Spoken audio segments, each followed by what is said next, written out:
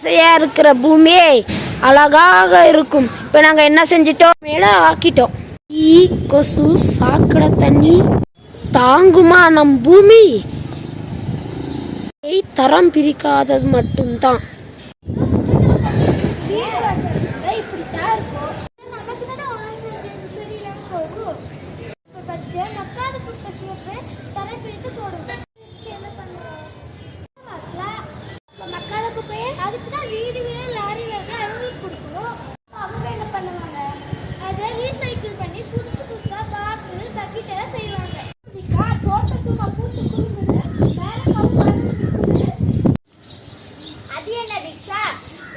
வீட்டு குப்பைகளை மக்கா வச்சு எருவா மாட்டி போட்ட அது இப்படி பூத்து குலுங்குது வீடு சுத்தமாச்சு.